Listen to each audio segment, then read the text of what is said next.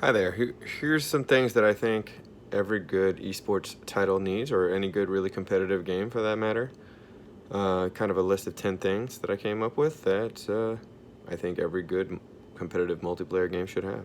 So, number one would be a skill rank. And I'm not talking about an XP rank that only goes up the more you play, meaning that someone who's really bad and just played a whole lot could have a very high rank. I think a true skill rank, which goes down when you lose and goes up when you win, is absolutely vital.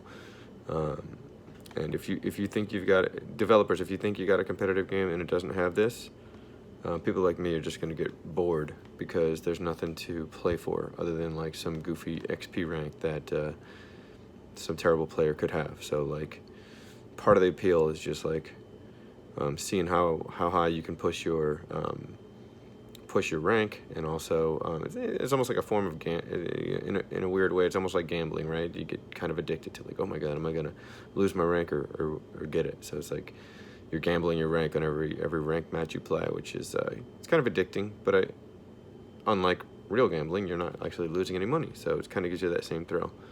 So yes, definitely want to have a skill rank. So number two, accessible controls, or also accessible gameplay, I guess, is a better way of putting this. But easy for anybody to pick up, but difficult to master, right? So you want to hook people in by making it fun to play in the early days and easy to pick up and easy to do well. And of course, in their first few online matches, make sure that they're getting matched up against equally skilled players, and hopefully if they're just going to go in and get destroyed by some booster or some Smurf accounts, they're just never going to come back, and that's going to ruin the success of the game. I think number three, accessible price. Free to play is best. And I understand not every game can do that, and there's games like Overwatch, they come in at a good $60 and stuff like that. But I would say the more accessible your game is in terms of price, the more people will be willing to pick it up if it's a good one. Games like Clash Royale are free, but there's kind of pay to win elements in there with ladder. Now Brawlhalla is free. It's kind of been growing over the last few years, and it's a good one. Fortnite obviously free, and we saw what that game did. And then we got more AAA titles are going to charge the full price for the game, which just makes it it's just a barrier of entry. If making the game a true esport is the goal, I think that making the price more accessible, even if it means you take a little bit of a loss or break even in the early days in order to make the whole thing work in the long term. I think that's what you might want to consider doing. So next, don't update the balance too often. Some games they want to update the balance every like 2 weeks or 3 weeks, and it's just like too soon. Like you don't even know what works. You don't even have time to like figure out what's going to dominate the current meta, and then they're updating the balance. So don't update your balance too often.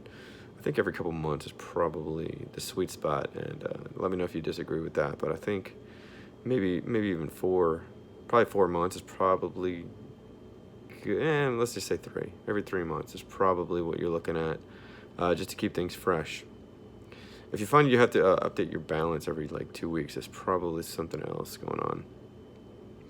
Like the game's just failing in another way, probably. But also, don't update the balance too infrequently. This is number 5. If you update the balance too infrequently, any kind of overpowered thing in the game tends to just take over, and that just becomes the meta. Everyone's using it, and then the game becomes broken because if you don't use that, you're getting destroyed. So that's let's take the example of Street Fighter 2 from the old days. That was a competitive game from the arcade days, and let's say early 90s, I guess, late 80s, early 90s. And guess what? They didn't have balance updates because it was an arcade game. So there were certain things that were broken in that game, like Ken had like this handcuff thing that still exists in the Xbox 360 port that was playable on Xbox Live Arcade. So that type of stuff never got fixed. So that's just an extreme example of what could potentially happen if you took too long to update the balance. Now, obviously, you want to do everything you can to make your game cross-platform, because not everybody's going to have the same thing. I think that goes a long way. Maybe that's more of an icing on the cake kind of thing once your game kind of gets some traction, or a lot of traction, but definitely strive to go cross-platform, I think. All right, good feeling gameplay. This is one, you don't want to, I don't know, some games you just play and they're kind of clunky. Battlefield comes to mind. Like the driving of the vehicles just feels terrible compared to like a Halo or something like that. Gameplay should feel good, and that's one reason I've always liked Halo, is because it just feels good, if that makes sense. Everything just feels natural, I guess. Number 8, keep the action coming. Some competitive games, you're just, especially in shooters, like I'll go to Battlefield again, you're walking around for like 5 minutes potentially before you... But yeah, if you're walking around for minutes at a time with nothing to do but just walk around and look for enemies, like that gets boring. And I've actually fallen asleep playing games like that, so try to avoid that. Another thing, number 9, don't make it pay to win.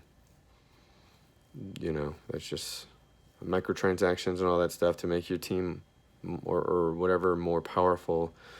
Ruins the whole, in my opinion, competitive aspect to the game. So try to avoid any pay-to-win elements. Clash Royale, yeah, I don't know. Things are definitely not equal for people who pay. They have a little bit of a pay-to-win element there. I do still love the game, but it is a thing. You see somebody with all maxed out cards, it's like, oh, well. And I have spent a couple bucks on the game, nothing crazy, maybe $20 or something. But if somebody's paid a couple hundred, well then they're gonna have everything maxed out. It's gonna be really hard to compete with them in the ladder anyway. And then final one, number 10, charge for customizations. That can be your primary revenue model.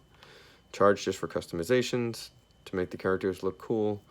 I think we saw Fortnite, once again, great example of the extreme lengths people are willing to pay for a free game just for customizations. So, of course, the game was good, so it got a lot of attention. If your game is bad, you're not going to sell many customizations. So first and foremost, make your game good, and then you unlock the ability to charge for customization. So just a couple things to keep in mind if you are in the process of creating a competitive, hopefully eSports title. And yeah, let me know what your thoughts are, and enjoy the rest of your day.